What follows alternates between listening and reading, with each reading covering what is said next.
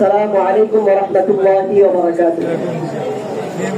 حامدا ومصليا ومسلما أما بعد فأعوذ بالله من الشيطان الرجيم. بسم الله الرحمن الرحيم. جاء الحق وزهق الباطل صدق الله العظيم. وقال النبي صلى الله عليه وسلم الجهاد ماض إلى يوم القيامة أو كما قال عليه الصلاة والسلام.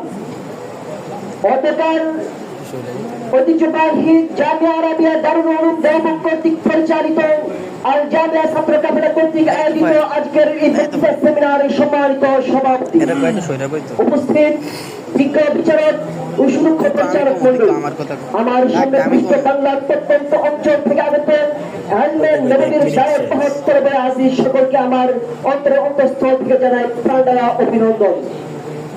সম্মানিত উপস্থিতি, আপনারা অবগত আছেন আজকের আমার বক্তৃতার বিষয়বস্তু হচ্ছে নির্যাতিত মুসলিম উম্মার মুক্তি কোন পথে। তাই উক্ত বিষয়ে কিঞ্চিত পরিমাণ আলোকপাত করার প্রয়াস চালাবো ইনশাআল্লাহ তাআলা। সংগ্রামী সাথী বন্ধুগণ, আজ আমরা এমন এক সন্ধিক্ষণে দাঁড়িয়েছি যখন গোটা পৃথিবীর মধ্যে মাজলুম মুসলমানদের আত্মনাদের পৃথিবীর আকাশ বাতাস আজ ভারী হয়ে আছে।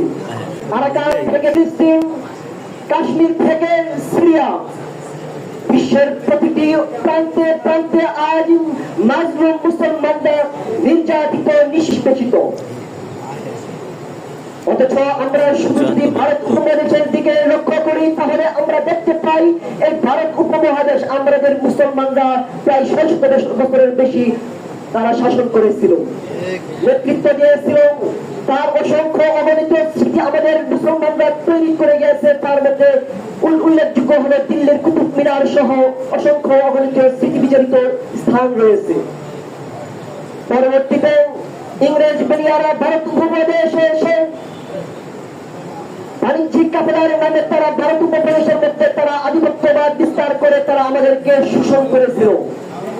সেই সময় শাহ ইসমাইল রহমাতুল্লাহ আলাইহি সহ অসংখ্য অগণিত আলেম উলামায়ে কেরামের লাশের বিনিময়ে আমরা তাদেরকে ভারত উপমহাদেশ থেকে বিতাড়িত করে পৃথিবীর মধ্যে ভারত উপমহাদেশকে নতুন একটি জাগ্রত নতুন একটি সময় নির্ধারিত করে দিতে পেরেছিলাম।